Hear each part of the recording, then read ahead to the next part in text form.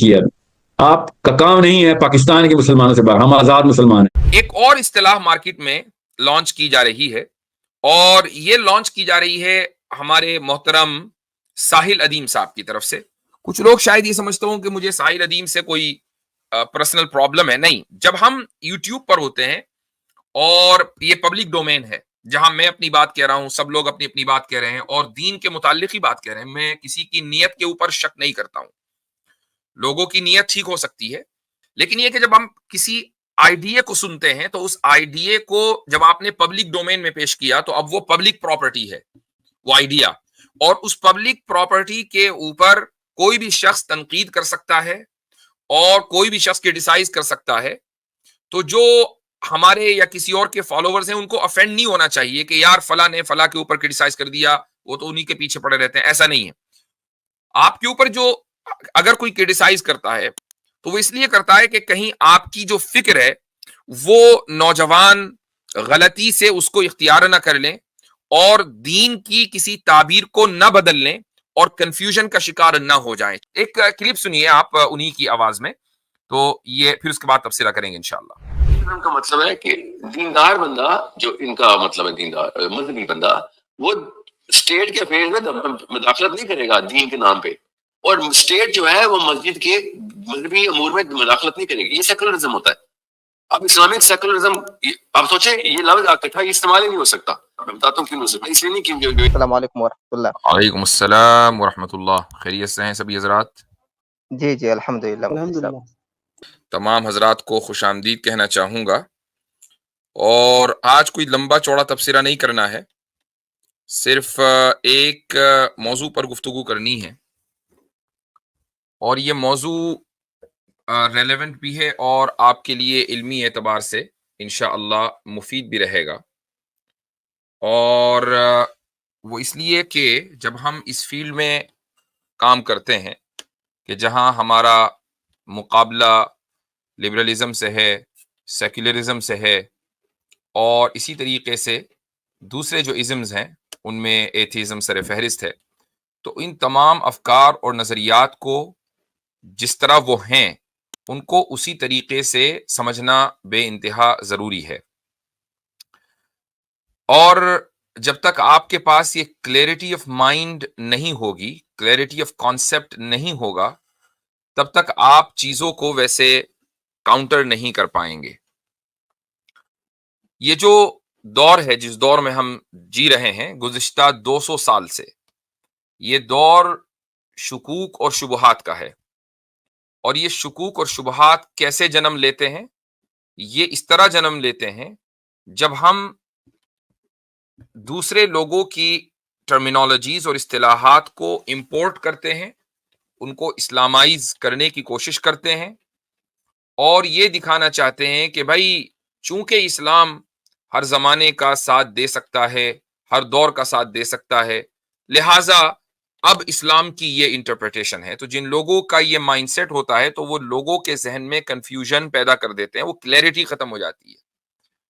اس کی ایک مثال میں آپ کے سامنے رکھوں گا، اور اس کے بعد میں ایک ویڈیو پلے کروں گا، بلکہ آڈیو کی شکل میں. وہ ویڈیو میرے پاس ہے اور اس پر میں مختصر سا تبصرہ کروں گا. وہ یہ کہ آج سے تقریباً 100 سال پہلے ایک کتاب آئی تھی جس کا نام تھا الحقوق والفرائض. یہ جو کتاب تھی یہ لکھی تھی ڈپٹی نذیر احمد نے، اور یہ سید احمد خان صاحب کے کیمپ کے تھے کہ جو علی گڑھ مسلم یونیورسٹی کے بانی ہیں. سید صاحب نے جو کارنامہ انجام دیا ہے علی گڑھ مسلم یونیورسٹی قائم کر کے، اس میں کوئی شک نہیں ہے کہ یہ امت مسلمہ کے اوپر، خصوصاً بر صغیر کے مسلمانوں کے اوپر ایک بہت بڑا احسان ہے. ان کا یہ بڑا احسان ہے، لیکن ضروری نہیں ہے کہ اگر کسی شخص کا کسی ایک میدان میں احسان ہو تو اب اس کو تمام میدانوں میں بولنے کا حق ہو گیا، چاہے وہ اس معاملے میں علم رکھتا ہو یا نہ رکھتا ہو. یہ چیز غلط ہے. تو بہرحال ان کے کیمپ کے ایک شخص تھے سید ڈپٹی نذیر احمد صاحب. انہوں نے اپنی کتاب الحقوق والفرائض میں انٹرسٹ اور سود کے بارے میں گفتگو کی ہے، اور بڑی لمبی چوڑی گفتگو کی، اور حدیثیں اور قرآن کی آیتیں لکھنے کے بعد یہ کہا کہ ان دونوں کے درمیان یعنی سود اور اسلام کے درمیان تضاد ہے. تضاد کا مطلب یہ ہے کہ اسلام اگر ہے تو پھر سود نہیں ہو سکتا، اور سود ہے تو اسلام نہیں ہو سکتا. بہت اچھی بات ہے. ظاہر ہے کہ کوئی بھی آدمی ان آیات اور احادیث کو پڑھ کر یہی نتیجہ نکالے گا. پھر آگے جب ساری بات وہ کہہ چکے تو اب یہ کہتے ہیں یہاں تک تو صحیح ہے، یہ سب تو ٹھیک ہے، یہ سب تو اپنی جگہ ٹھیک ہے، لیکن جیسے یہ آدمی کہہ رہا ہے لیکن اب ذرا کچھ گڑبڑ شروع ہوئی ہے. وہ یہ کہتے ہیں کہ لیکن دیکھنا یہ ہے کہ عقل کیا کہتی ہے. اب دیکھیں یہ کتنی بڑی انہوں نے جمپ ماری ہے کہ احادیث اور قرآن ٹھیک ہے اپنی جگہ، اب ہمیں دیکھنا یہ ہے کہ عقل کا کیا فتویٰ ہے، عقل کا کیا فیصلہ ہے. اور عقل بھی کس کی؟ یعنی ایسی ان تمام انسانوں کی عقل نہیں، کسی ایک انسان کی عقل. تو چلو بھائی ٹھیک ہے، آپ اپنی عقل پریزنٹ کریں، دیکھتے ہیں کیا اس عقل میں. کہتے ہیں کہ مسلمانوں کے لیے مالدار ہونا بہت زیادہ ضروری ہے. اب کوئی ان سے پوچھے کہ بھائی صرف مسلمانوں ہی کی کیا خصوصیت ہے؟ سب کے لیے مالدار ہونا ضروری ہے، سب کو مالدار ہونا چاہیے. یعنی ایک فطری تقاضا ہے. یہ میں یہ نہیں کہہ رہا ہوں کہ ایک انسان کا مقصد ہی یہ ہو کہ وہ مالدار بن جائے، یہ ایک فطری تقاضا ہے کہ اس کے پاس مال و دولت ہو. اللہ تعالیٰ نے اس فطرت کو دبایا نہیں ہے، اس کے طریقے بیان کیے کہ حلال طریقے سے تم مالدار بن جاؤ، کوئی مسئلہ نہیں ہے. تو وہ کہتے ہیں کہ مسلمانوں کے لیے مالدار ہونا بہت ضروری ہے. اور آگے پھر وہ کہتے ہیں کہ آج کے دور میں مالدار صرف اور صرف سود لے کر ہی بنا جا سکتا ہے. اب کوئی ان سے پوچھے کہ بھائی یہ آپ سے کس نے کہہ دیا کہ سود کے بغیر انسان مالدار نہیں بن سکتا؟ تو دونوں باتیں انہوں نے اس طرح کی کہیں، اور انہوں نے کہا جب یہ صورتحال ہے کہ آپ مالدار صرف سود لے کر ہی بن سکتے ہیں تو پھر سود لینا چاہیے. اچھا، آپ سود کو جسٹیفائی کرنے کے بعد آ کے وہ اس کی زبردست روحانی فضیلت بھی بیان کرتے ہیں، یہ بھی سننے کے لائق ہے. وہ یہ کہتے ہیں کہ سود کی ایک خاص بات یہ ہے کہ وہ انسان کے اندر بخل پیدا کرتا ہے اور انسان کو اتنا بخیل بنا دیتا ہے کہ وہ اپنی بنیادی جو ضرورتیں ہیں وہ بھی پوری نہیں کر پاتا. تو جب ایک آدمی اپنی بنیادی ضرورتیں ہی پوری نہیں کرے گا تو فضول خرچی تو کیا کرے گا؟ تو کہتے ہیں کہ سود کا فائدہ یہ ہے کہ انسان بخیل بن کر فضول خرچی کے گناہ سے بچ جاتا ہے. آپ اس کی یعنی روحانی فضائل سنیں اس کے کہ اسراف اور فضول خرچی کا جو گناہ ہے اس سے بچ جاتا ہے. تو اگر ایک آدمی اپنی عقل اس طریقے سے چلائے گا تو پھر اس طرح کے ہی مزہ کا خیز فتوے اس کی عقل دے گی. اور ایک اسلامک انٹرسٹ کے نام سے ایک اصطلاح وجود میں آ جائے گی کہ بھائی اب انٹرسٹ کو بھی کبھی اسلامائزیشن ہو گیا.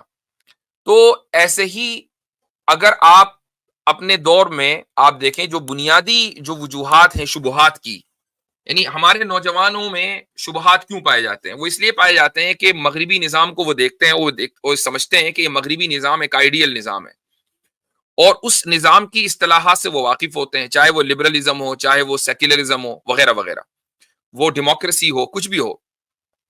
پھر وہ یہ کہتے ہیں کہ اسلام کو جب ہم دیکھتے ہیں تو اسلام میں سیکولر ویلیوز نہیں ہے، اسلام میں لبرل ویلیوز نہیں ہے.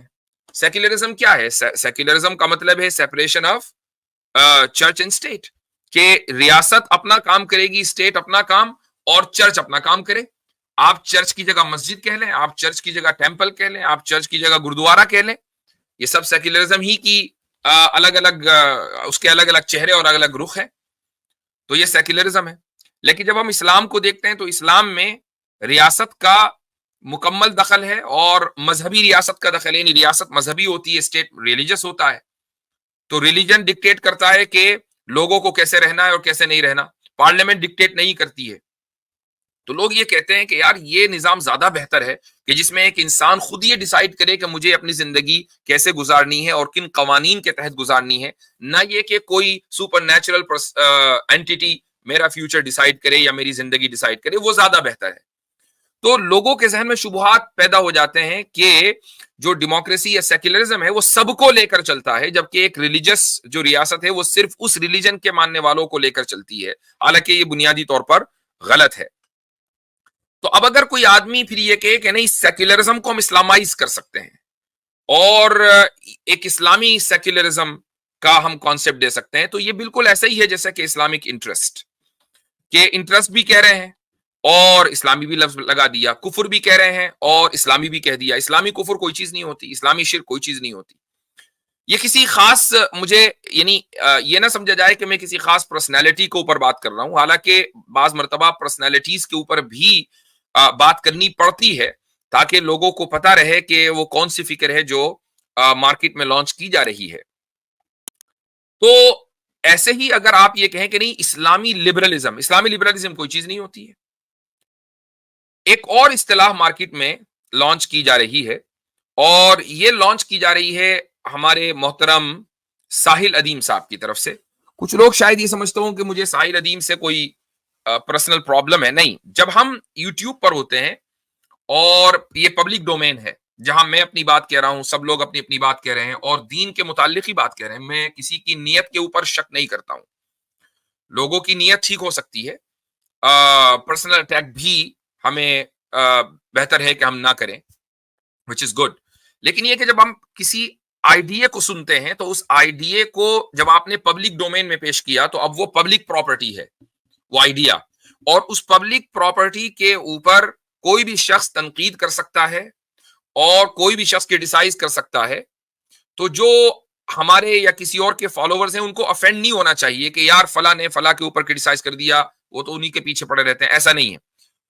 آپ کے اوپر جو اگر کوئی کرٹیسائز کرتا ہے تو وہ اس لیے کرتا ہے کہ کہیں آپ کی جو فکر ہے وہ نوجوان غلطی سے اس کو اختیار نہ کر لیں اور دین کی کسی تعبیر کو نہ بدل لیں اور کنفیوژن کا شکار نہ ہو جائیں، چاہے آپ کی نیت وہ نہ ہو. تو یہ سارا ڈسکلیمر میں اس لیے دے رہا ہوں تاکہ ہر ایک کا اپنا حلقہ ہوتا ہے، تو وہ یہ نہ سمجھیں کہ شاید ان سے کوئی پرسنل مسئلہ ہے. میں ان کو پرسنلی نہیں جانتا، نہ میری کبھی ان سے گفتگو ہوئی.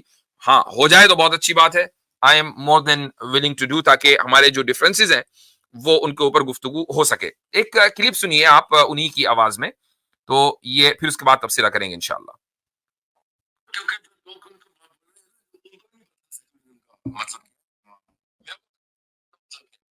سیکولرزم کا مطلب ہے کہ دیندار بندہ جو ان کا مطلب ہے دیندار مذہبی بندہ وہ اسٹیٹ کے افیئر میں مداخلت نہیں کرے گا دین کے نام پہ، اور اسٹیٹ جو ہے وہ مسجد کے مذہبی امور میں مداخلت نہیں کرے گی. یہ سیکولرزم ہوتا ہے.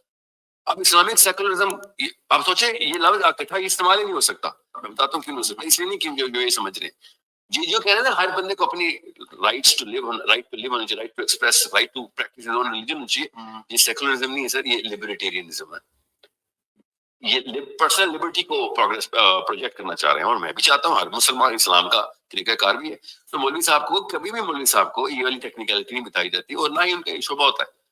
ٹھیک ہے، میں اس لیے بتا رہا ہوں جی سر یہ لفظ درست کر رہے ہیں، باقی ٹھیک ہے. اسلامک سیکولرزم نہ بولیں. Both of you are on. تو یہ کسی پوڈ کاسٹ میں ساحل ادیم صاحب ہیں اور وہ انجینئر صاحب کے اوپر کرٹیسائز کرتے ہوئے کہہ رہے ہیں کہ انہوں نے اسلامی سیکولرزم کا جو لفظ ہے وہ غلط بولا ہے. ہم اس میں ایگری کرتے ہیں ان کے ساتھ، لیکن ساتھ میں یہ کہتے ہیں کہ شاید وہ لبرٹیرینزم بولنا چاہ رہے ہوں گے. تو وہ اس لفظ کو صحیح کر لیں، یعنی لبرٹیرینزم صحیح ہے، اسلامک لبرٹیرینزم جو ٹرمینالوجی ہے وہ صحیح ہے. تو آج اس کے اوپر گفتگو کرنی ہے. ساتھ میں یہ بھی کہتے ہیں کہ بھائی مولویوں کو کیا پتا، ان کو تو بتایا ہی نہیں جاتا. تو پتہ نہیں ہمارے محترم ساحل ادیم صاحب کون سی دنیا میں رہتے ہیں. تو میں تھوڑا سا، یہ کوئی بہت بڑا ریسرچ پیپر نہیں ہے، مختصر میں اسکرین شیئر کرتا ہوں تاکہ آپ کو بتا بھی دوں کہ اسلامی لبرٹیرینزم کیا ایک پاسبل ٹرمینالوجی ہے یا نہیں ہے. تو دیکھیں آپ لبرٹیرینزم ڈالے گوگل پر تو سب سے اوپر لنک ہی آتا ہے. ویکیپیڈیا کے بارے میں پہلے ہی بتا دوں کہ یہ کوئی بہت ہی ایکیڈیمک آتھینٹک سورس نہیں ہے، لیکن پھر بھی کم سے کم آپ کو ایک آئیڈیا اور اندازہ تو ہو ہی جاتا ہے. یہ کیا چیز ہے لبرٹیرینزم؟ لبرلزم سے ملتا جلتا ایک لفظ ہے، لیکن چونکہ لبرلزم نہیں ہے، کچھ اور ہے، لبرٹیرینزم ہے، تو ظاہر ہے کہ اس کے تھوڑا بہت معنی الگ ہوں گے. تو دیکھیں کہ یہ کہتا کیا ہے کہ libertarianism is a political philosophy that upholds liberty as a core value. Libertarians seek to maximize autonomy and political freedom, emphasizing equality before the law and civil rights to freedom of association, freedom of speech, freedom of thought, and freedom of choice. یہ libertarianism کی core values ہیں. تو اس کے اوپر ہم دیکھیں گے کہ کیا اسلامک لبرٹیرینزم ایک پاسبل چیز ہے، کیا یہ ممکن ہے کہ لبرٹیرینزم کو آپ اسلامائز کر دیں؟ اگر آپ یہ کہہ رہے ہیں کہ جی لبرٹیرینزم کی ڈیفینیشن میں خود کروں گا، حالانکہ یہ چیز غلط ہے. یہ وہی ہے کہ آپ جب ٹرمینالوجیز کو اس طرح استعمال کریں گے تو لوگ کنفیوز ہو جائیں گے، کیونکہ جب بھی آپ وہ ٹرم بول رہے ہیں تو لوگوں کو اس کا بیک گراؤنڈ نہیں پتا. اب ہم یہ دیکھتے ہیں کہ یہ جو لبرٹیرینزم کی جو بنیادی ویلیوز ہیں اس میں ایک ویلیو یہ آئی ہے کہ right to freedom of association, civil right to freedom of association, یہ پہلا ہے. تو فریڈم آف ایسوسیشن کے تحت جو چیز آتی ہے وہ یہ آتی ہے کہ آپ کسی بھی مذہب کو چاہیں اختیار کر لیں، آپ کی مرضی ہے، آپ کا یہ اختیار ہے. تو اب مجھے آپ بتائیں کہ ایک مسلمان ایک اسلامی حکومت میں رہتے ہوئے کیا کسی دوسرے مذہب کو قبول کر سکتا ہے؟ اگر وہ اپنے مذہب کو چھوڑ کر دوسرے مذہب کو قبول کرے گا تو وہ فوراً مرتد ہو جائے گا، اور اسلامی ریاست میں ارتداد کی سزا ہے. ہاں، اس کو اگر دوسرا مذہب اختیار کرنا ہے تو اس کو اسلامی ریاست چھوڑنی ہوگی، وہ کہیں اور جائے اور دوسرے مذہب کے حساب سے اپنی زندگی گزارے، اس میں کوئی مسئلہ نہیں ہے.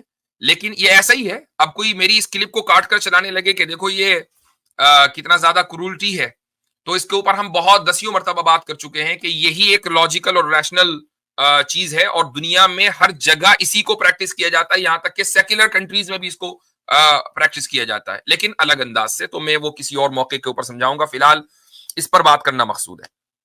تو فریڈم آف ایسوسیشن تو آپ کو اسلام میں یا اسلامی ریاست میں نہیں ملے گی، خصوصاً ایک مسلمان کو. فریڈم آف اسپیچ، اب مجھے بتائیں کہ کیا ایک اسلامی ریاست اپنے باشندوں کو، مسلم یا غیر مسلم، اس بات کی فریڈم دے سکتی ہے کہ وہ قرآن کے خلاف کوئی گستاخانہ کلمہ بول دیں، رسول اکرم صلی اللہ علیہ وسلم کی شان میں گستاخی کر دیں؟ بلکہ ایک اسلامی ریاست اپنی عوام کو اس بات کا پابند بنا سکتی ہے کہ نہ صرف یہ کہ وہ قرآن اور رسول اکرم صلی اللہ علیہ وسلم کسی بھی مقدس شخصیت کے خلاف کوئی گستاخانہ بیان جاری نہیں کر سکتے. اب ان مقدس شخصیات میں تمام انبیاء علیہ الصلوۃ والسلام ہیں، یعنی یہ ممکن نہیں ہے کہ کوئی عیسائی یہ کہے کہ میں تو عیسائی ہوں، حضرت عیسیٰ ہمارے، لہٰذا میں عیسیٰ علیہ الصلوۃ والسلام کے چاہے جتنے کارٹون بناؤں اور جتنی گستاخی کروں، جی نہیں، وہ کرے گا تو اس کو اسلامی گورنمنٹ پنش کرے گی. تو فریڈم آف اسپیچ کا کوئی کانسیپٹ دارالاسلام میں یا اسلامی ریاست میں نہیں ہے. ہاں فریڈم ہے، لیکن وہ ایک محدود ہے. جس فریڈم آف اسپیچ کو جس چیز کو فریڈم آف اسپیچ کہا جاتا ہے ایک ویسٹرن کانٹیکسٹ میں، لبرٹیرینزم کوئی اسلامی اصطلاح تو ہے نہیں، جس ویسٹرن کانٹیکسٹ میں فریڈم آف اسپیچ کا جو تصور پایا جاتا ہے وہ تصور دارالاسلام میں نہیں ہے. اسی طریقے سے freedom of choice, freedom of choice یعنی آپ کی مرضی ہے، آپ چاہے جو کریں. کیا آپ دارالاسلام میں رہتے ہوئے، اسلامی ریاست میں رہتے ہوئے، ایک مرد اور عورت شادی سے باہر میریٹل یا سیکشول ریلیشن شپ قائم کر سکتے ہیں، زنا کر سکتے ہیں؟ نہیں کر سکتے. کوئی یہ کہے کہ بھائی یہ تو کنسینشول ہے نا، دونوں آپس میں رضامندی کے ساتھ یہ کام کر رہے ہیں، تو فریڈم آف چوائس ہے، تو کیوں نہیں کر سکتے؟ تو اگر آپ یہ کہیں گے کہ اسلامک لبرٹیرینزم ایک صحیح ٹرمینالوجی ہے تو پھر دارالاسلام میں زنا کی اجازت ہونی چاہیے، کیونکہ یہ فریڈم آف چوائس کا مسئلہ ہے. اسی طریقے سے ایک اسلامی ریاست میں اس کی اجازت ہونی چاہیے کہ وہاں پر کوئی شخص اپنا جینڈر بدل لے، کیونکہ فریڈم آف چوائس کا مسئلہ ہے. اسلامی ریاست میں اس کی اجازت ہونی چاہیے کہ آپ نہ صرف یہ کہ اپنے آپ کو وٹ ایور جس طرح بھی چاہیں آپ اپنے آپ کو آئیڈینٹیفائی کریں، نہ صرف یہ بلکہ آپ سرجیکلی اپنے آپ کو، اپنے جینڈر کو، جنس کو بدل سکتے ہیں. مرد سرجری کروا کے عورت بن سکتا ہے اور عورت سرجری کروا کے مرد بن سکتی ہے، کیونکہ یہ فریڈم آف چوائس کا مسئلہ ہے. تو اب کیا ان سب چیزوں کی اسلام میں اجازت ہے؟ ہرگز نہیں. نہ زنا کی اجازت ہے، نہ جینڈر تبدیل کرنے کی اجازت ہے، نہ ایک مسلمان کو اپنے مذہب تبدیل کرنے کی اجازت ہے، نہ کسی مقدس ہستی کی شان میں گستاخی کرنے کی اجازت ہے. اور یہ ساری کور ویلیوز ہیں لبرٹیرینزم کی. تو اگر آپ یہ کہیں کہ اسلامک لبرٹیرینزم دراصل ایک صحیح ٹرمینالوجی ہے، تو پھر آپ بھی وہی غلطی کر رہے ہیں کہ جس غلطی پر آپ دوسرے کی نشاندہی کر رہے ہیں کہ نہیں آپ نے یہ غلط کہا، تو پھر آپ نے بھی غلط کہا، آپ نے بھی کوئی بات صحیح نہیں کہی. تو میں یہ ایکسپیکٹ کروں گا کہ چونکہ آپ، اور یہ میں ساحل ادیم صاحب سے کہہ رہا ہوں، کہ آپ اسلامی نظام کی بات کرتے ہیں، تو پھر اسلامی نظام کو جو اس کی جو پیور ایسنس ہے اس کے ساتھ بات کریں، وہی ٹرمینالوجیز استعمال کریں جو اسلامی ہیں. مغرب سے اگر آپ ٹرمینالوجی کو امپورٹ کر کے اسلامائز کرنے کی کوشش کریں گے تو اس سے لوگ کنفیوژن کا شکار ہوں گے، کلیئرٹی نہیں آئے گی. کانسیپٹ کی کلیئرٹی بے انتہا ضروری ہے، تب جا کر آپ کا کوئی نظریہ یا کوئی نظام قائم ہو پائے گا. اور کانسیپٹ کی جو کلیئرٹی ہوتی ہے وہ اسی وقت ہوتی ہے جبکہ ٹرمینالوجیز میں کوئی کنفیوژن نہ ہو. ٹرمز میں کوئی کنفیوژن نہیں ہونا چاہیے، وہ وہی ہوں جو اسلامی ہو. غیر اسلامی یا آپ اسلامک لٹریچر سے باہر کی جو ٹرمز لائیں گے تو پہلے آپ اس کو ڈیفائن کریں گے، اور چونکہ اس کی آلریڈی ایک ڈیفینیشن دوسرے ورلڈ ویو میں موجود ہے، لہٰذا کوئی بھی ایک عام آدمی جب اس کو سنے گا تو اس کا ذہن ادھر جائے گا اور وہ سخت کنفیوژن کا شکار ہو جائے گا. تو اس لیے میں یہ گزارش کروں گا سبھی لوگوں سے، سننے والوں سے، کہ ان معاملات کے اندر کمپرومائز نہیں ہونا چاہیے. ہم اسلام کو وتھ فل کلیئرٹی پیش کریں بغیر کسی اپولوجیٹک رویے کے. تو میری جو یہ تنقید ہے یہ کوئی ڈسٹرکٹیو کرٹیسزم نہیں ہے بلکہ کنسٹرکٹیو ہے، اور یہ ایک خیر خواہانہ جذبے کے ساتھ میں نے یہ بات کہی ہے، اس کو منفی نہ لیا جائے. ٹھیک ہے، چلیں جی آگے بڑھتے ہیں. کسی کو کچھ اور ایڈ کرنا ہو تو ضرور کریں. جی مفتی صاحب، ایک بات میں ایڈ کرنا چاہ رہا تھا. جی مجھے سمجھ نہیں آتی ہے ایکچولی کہ لوگ اتنے obsessed کیوں ہیں کہ وہ اسلام کے نام کے ساتھ یہ ساری ٹرمز لگاتے ہیں. I mean, it doesn't even make sense. مطلب اگر یہ تب شاید سینس بنا سکتا تھا اگر لبرلزم پہلے آتا اس کا کانسیپٹ اور اسلام بعد میں آتا، تو ہم کہتے بھائی اسلام نے لبرلزم کا تھوڑا سا دے دیا تو it is some thing this. مطلب یہ ایک اپنی ہی یہ ایک ایسی چیز پورٹرے کرتا ہے کہ ہم لوگ جو ہے وہ کچھ انفیریورٹی کمپلیکس ہے ہمارے میں، کہ ہمیں بار بار دکھانا ہے بھائی اسلام میں دیکھو لبرلزم کی یہ چیز ہے. بھائی اسلام ہے، وہ ایز اٹ از ہے. اور مجھے لگتا ہے مجھ سب یہ جو پرابلم جو ہے ہم لوگ بار بار جو لوگ کچھ لوگ دمیں لگانے کی کوشش کرتے ہیں، Islamic socialism, Islamic Marxism, Islamic liberalism, Islamic secularism. تو یہ اس کی مین وجہ مجھے لگتا ہے کہ ہم کلاسیکل اسکالر جو ہمارے ہیں ہمیں پتہ ہی نہیں ہے کہ انہوں نے سسٹم کے بارے میں بات کر کے چھوڑ دی ہے، ہم ان کو پڑھتے نہیں ہیں.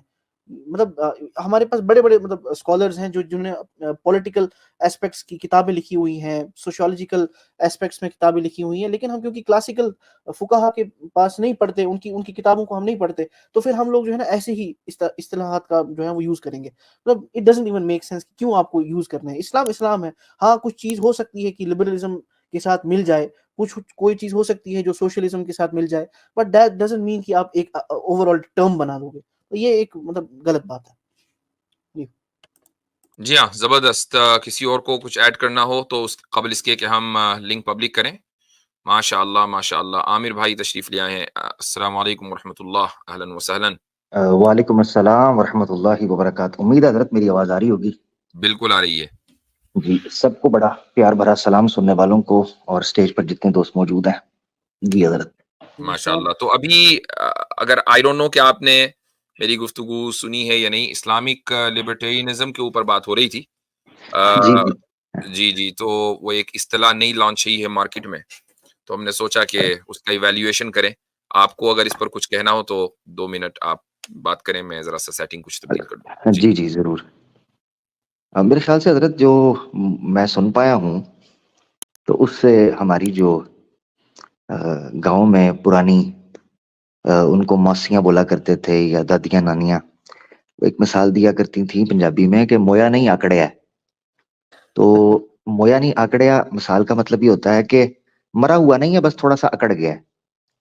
تو جیسے اسلامک سیکولرزم ہے ویسے ہی یہ نئی ٹرم ہے. تو بس یہ ہے کہ یہ رکھا جا رہا ہے کہ جی یہ اس بچے کا نام میں رکھوں گا، یعنی گھر والوں میں یا میاں بیوی میں لڑائی یہ پڑ گئی ہے کہ اس بچے کا نام میں رکھوں گی، ابو کہتے ہیں میں رکھوں گا. بھئی پہلے تو یہ کنفرم ہوگا کہ جو بچہ ہے یہ ہے حلال کا یا یہ کچھ اور معاملہ ہے. ابھی تو مسئلہ یہ پڑا ہوا ہے کہ یہ بچہ حلال کا ہے یا یہ آؤٹ آف ویڈ لاک کوئی بچہ پیدا ہو گیا ہے. تو بجائے اس کے کہ اس چیز کو ڈسکس کیا جاتا، اس چیز کے اوپر شور پڑ گیا ہے کہ جی بچے کا نام کیا رکھا جائے گا. تو دونوں خاندان اس پر جھگڑ رہے ہیں. میں اس کی صرف اتنی مثال دینا چاہوں گا. باقی حضرت ماشاءاللہ آپ نے کھل کر جو فلسفیکلی اس میں فلاز ہیں وہ رکھ دیے ہوئے ہیں. میں تو جھٹکا سا بندہ ہوں ماشاءاللہ آپ نے جتنی تحقیقی بات رکھی ہے. بیسیکلی حضرت یہ جو ٹرمنالوجیز ہیں کئی لوگ ان کو ہلکے میں لیتے ہیں.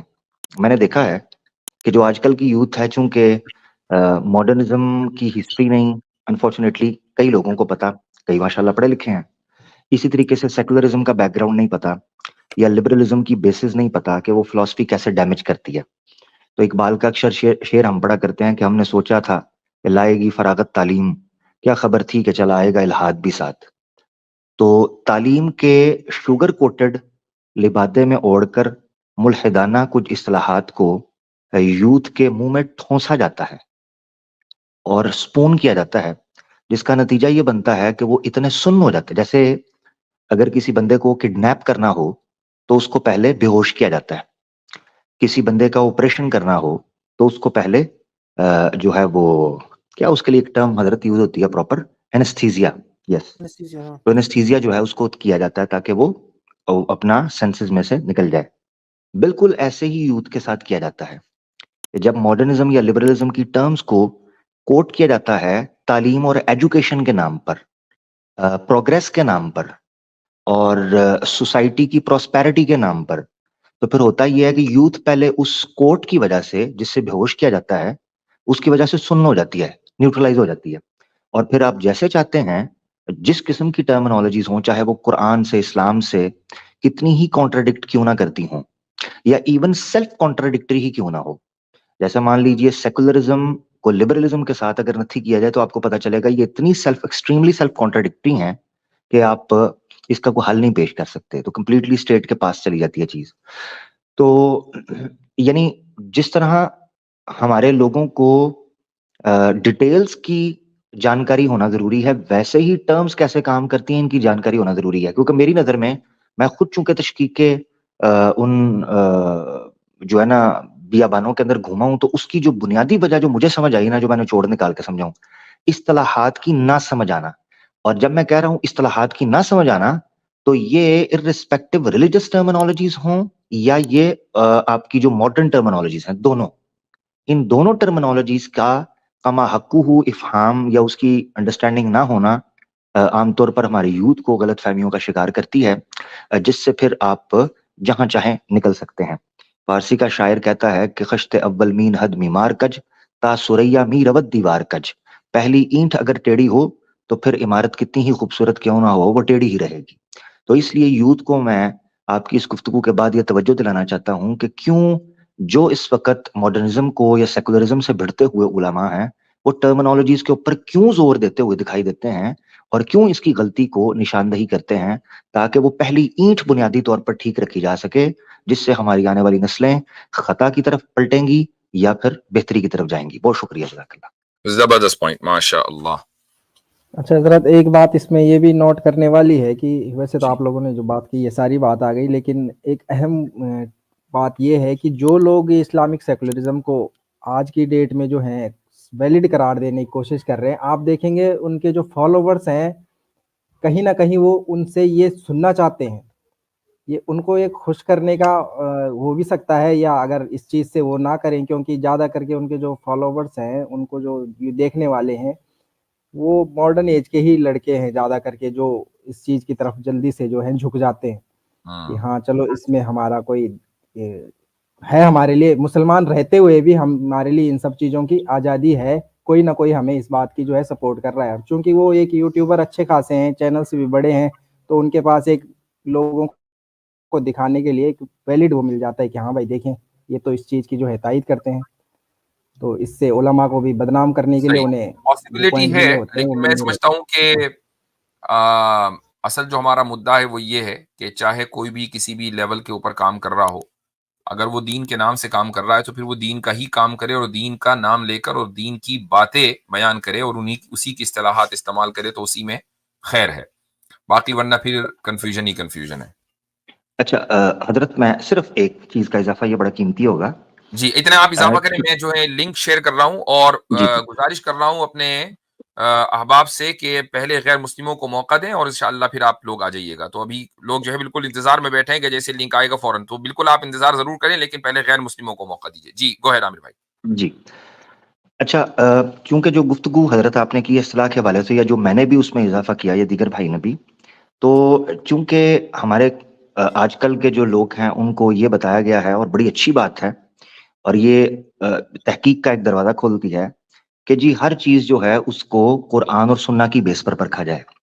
تو میں ایک دلیل پیش کرنے لگا ہوں کہ قرآن اتنا اہتمام کرتا ہے، اتنا احتیاط برتتا ہے اصطلاحوں کے استعمال کے اوپر، تاکہ کسی کو یہ شک اور شبہ نہ رہے کہ اصطلاحوں کی جو اصلاح کرائی جا رہی ہے یا اصطلاحوں پر جو تنقید کی جا رہی ہے وہ شاید کوئی جذباتی یا کوئی جو ہے نا اپنا ذاتی کوئی اس میں لذت ہے۔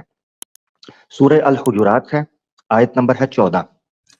یہ بڑے غور سے سننی ہے آیت نوجوانوں جو ہمارے خاص طور پر ٹروتھ لورز ہیں۔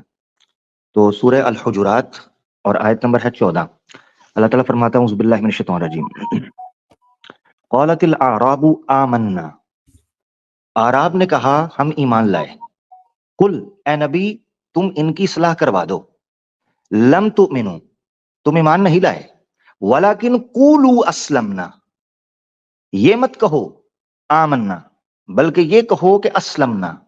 کیوں یہ اصطلاح کیوں ان پر ٹھیک نہیں بیٹھتی ایمان کی، اور کیوں ان کو یہ کہنا ہے کہ ہم اسلام لائے؟ وَلَمَّا يَدْخُلِ الْإِيمَانُ فِي قُلُوبِكُمْ، کیونکہ ایمان تمہارے دلوں میں ابھی جگہ کیا ہی نہیں ہے۔ اس سے پتہ چلتا ہے قرآن کی اس آیت سے کہ قرآن اتنا اہتمام اور اتنی احتیاط کرتا ہے اصطلاحوں کے استعمال پر کہ اگر کوئی شخص جس کے دل میں ایمان نے جڑ نہ پکڑی ہو، اگر وہ یہ منہ سے بولنا شروع کر دینا کہ میں ایمان لے آیا ہوں، تو اللہ کے نبی پاک صلی اللہ علیہ وسلم کو آیت میں حکم دے دیا جاتا ہے کہ ان کو کہو یہ مت کہو کہ تم ایمان لے کر آئے بلکہ کہو اسلام لے کر آئے۔